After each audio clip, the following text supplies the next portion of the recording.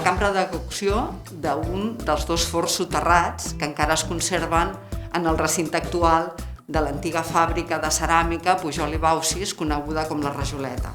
Amb l'arribada de Jaume Pujol i Baucis l'any 1874, aquesta fàbrica es va convertir en un referent de la ceràmica industrial del nostre país, especialment durant el modernisme. En aquest espai es van coure milers de rajoles i d'altres peces de ceràmica arquitectònica i que moltes d'elles avui les podem veure, les podem gaudir, les podem admirar en moltes de les obres d'arquitectes com el Domènech i Montaner, el Puig i Cadafalch o inclús el propi Gaudí. Amb la idea de reivindicar la qualitat i la bellesa de part de la producció de la fàbrica Pujol i Baucis, cada any en la botiga del Museu de Can Tintorer anem oferint per a la seva venda un model diferent de rajola que la fàbrica havia produït 100 anys abans. Veureu que vam iniciar dues col·leccions. Una col·lecció és de rajola plana, que són rajoles que estan pintades amb la tècnica de la trepa, ja hi ha hagut 18 models, i de les peces de relleu, que vam començar el 2008, doncs aquest any farem la 7a. Cada model reproduït intenta confirmar que 100 anys enrere la fàbrica Pujol i Baucis va fer possible el binomi art-indústria.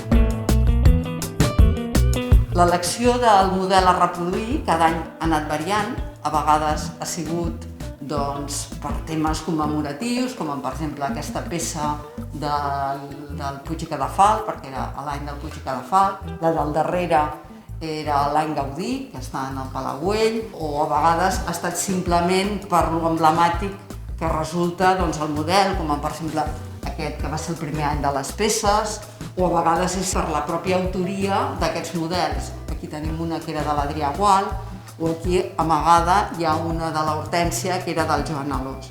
O a vegades simplement és per la pròpia bellesa de la peça, com és el cas de la que aquest any presentem durant el 2020.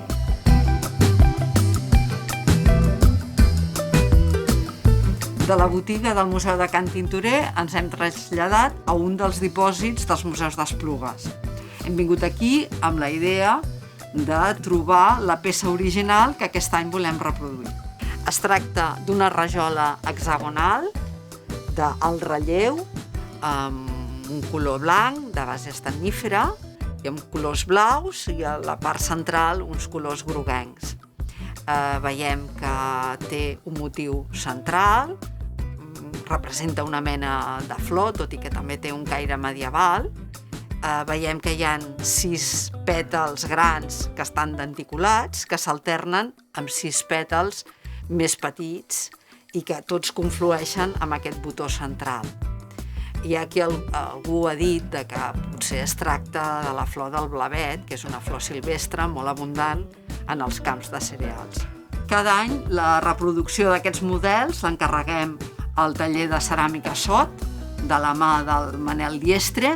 Ell és un ceramista que té una gran trajectòria professional, sobretot en el món també de la restauració d'edificis modernistes. Us convido al seu taller perquè veiem com produeix el model d'aquest any. Bé, per poder reproduir aquesta peça ceràmica de relleus hem de seguir una sèrie de passos que ho aniré explicant mica en mica. Primer pas és el reproduir o fer una peça exacta de l'original, que el podem fer en guix o en fang. Un cop que tenim aquesta reproducció idèntica a l'original, fem un mollo de guix, d'escaiola, que es diu de premuda o d'apretón, que és l'element que ens permetrà realitzar les diferents reproduccions d'aquestes peces seriades.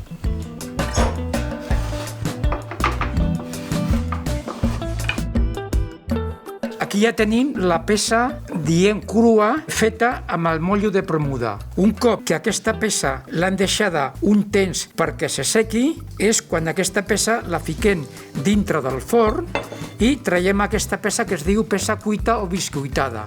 Bé, i ara ja passem a la decoració de la peça amb esmalt ceràmic. Primer farem el color clar, que és aquest grogós, amb el baix relleu, i després farem l'alt relleu. Bé, ja tenim feta la primera part i ara posarem el color fort, que és amb l'alt relleu, amb la mateixa tècnica que es diu la tècnica de goteig.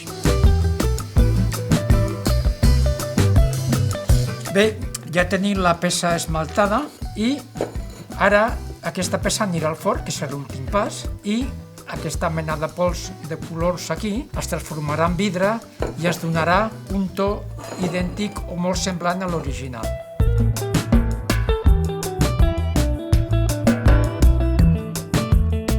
El model de la rajola d'aquest any el podem localitzar a Barcelona, al número 293 del carrer Mallorca, en ple quadrat d'or i a pocs metres de la Pedrera. Es tracta de la Casa Thomas. L'obra va ser projectada per Lluís Domènech i Muntaner a finals del segle XIX i ampliada a partir de 1912 amb 3 nous pisos de la mà de l'arquitecte Francesc Guàrdia i Vial. En aquest edifici d'inspiració medieval, els revestiments ceràmics són els autèntics protagonistes, des de la façana, passant per l'escala principal o en les mateixes estances interiors. La nostra rajola la trobem formant part d'un llarg arrambador que protegeix i decora la part superior de l'escala principal i els replans d'accés als pisos superiors. La nostra rajola, juntament amb altres ceràmiques i arts decoratives, formen part del llenguatge d'un modernisme d'arrel neogòtica i floral, molt característic del gran arquitecte Domènech i Muntaner.